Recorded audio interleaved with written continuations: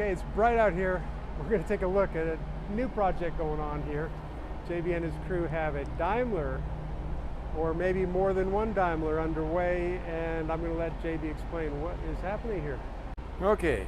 All right, JB, what's going on here, man?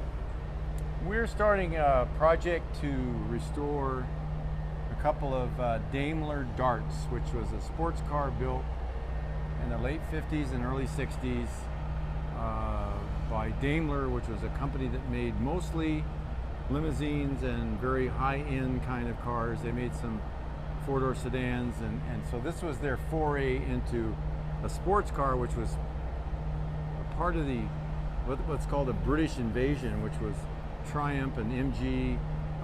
These guys felt like they wanted to participate in all that.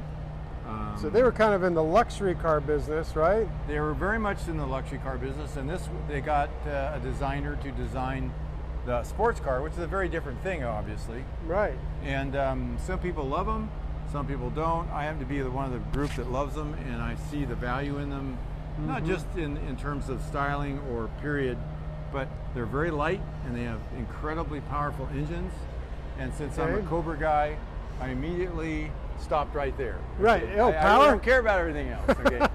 Lightweight, convertible. Exactly. Power. And very well made. Disc brakes back in that period.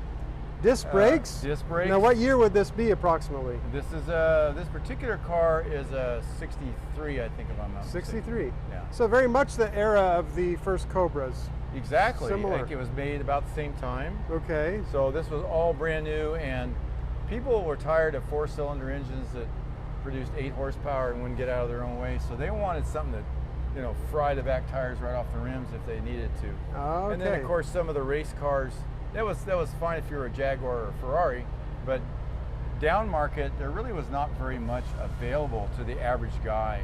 Okay. So this was one of the attempts that Daimler had to enter that market, and they made a number of them and raced them and had some success. Okay.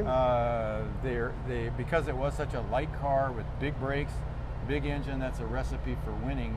So they were pretty effective against other cars of that era. I'm still trying to get over the disc brakes. They're a little unusual, but they also have a center wheel hub for the wheels, just like the Cobra as well. They had 2 kinds of wheels available. They had a steel wheel and a wire wheel. Okay. And we're going to outfit this one with wire wheels, and the hubs are different with respect to the different kinds of wheels. So we're going to be changing this one out to all wire wheels. Okay.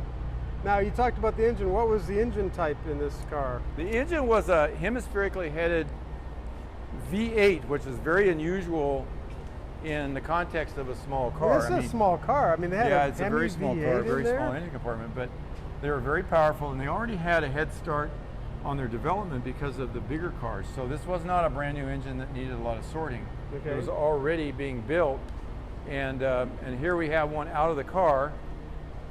And this particular engine, if you can see, is actually an 8-cylinder. Right. It's a hemispherical head engine, and these engines were capable of producing enormous amount of horsepower, just like their big brothers, the Chrysler built. They have tremendous potential because of the design of the heads, and they were able to get hundreds of horsepower out of this little engine. And there was a lot of successful people in racing use them, in drag racing even, because they can produce so much power out of a small amount of cubic inches. I'd love to see one of these engines torn down. Yeah, they're pretty amazing, and really look a lot like a Chrysler Hemi in a lot of respects, but they differ, obviously. They have different lineage, but there was a lot of people starting to become interested in horsepower, especially in smaller cars, because of course, you know, the performance was really dependent on how much horsepower you had up front, not just the fact that it was a sports car. It looks like it's not super big as far as cubic inches go. It's no, a smaller, it's not, but it's incredibly V8. Effective. Yeah. And there are stories of people getting over 1,000 horsepower. Oh my goodness. Right. Wow. So you can imagine. Yeah, 1,000 in a horsepower small in a car. that only weighs 2,800 pounds. Right. Now, on this chassis that's obviously you've started work on it. Yes. Looks like it's a completely boxed steel Exactly. frame. Well, in a small company, you can do things like that. Remember, this is a high quality company to begin with. Okay. Their standard of quality is very high. They're not starting out in somebody's basement. They are an established car company building luxury cars. Some of the royalty in England use these cars. So they had a really good beginning and a good base for engineering and quality. So when Okay. they built a sports car, they brought all of that over to the sports car. So you have a lot of things that you wouldn't necessarily find in other cars. The box chassis, stiff chassis, the car sits really low. We've got these wide leaf springs. I Right. guess this is a shock absorber of some Yeah, type. notice that they're parallel leaves, not transverse, Oh, like in right. the case with the Cobra. It operates pretty much the same way. And they were just really a very basic sports car, but they had a really great lineage from the parent company Yeah. to work with, and they pretty much pulled out all the stops to make this thing a powerful race car, potentially, and a really powerful car for the street as well. And that's I'm one of sure the when they're reasons- put together, they're a lot of fun to drive. They are. They're peppy, is one my friends like to say about the Cobra. Okay, yeah. You stand on the throttle of a properly built Hemi engine in this thing, and it'll fry the tires all the way down the street. Wow. So it is a really good car potentially.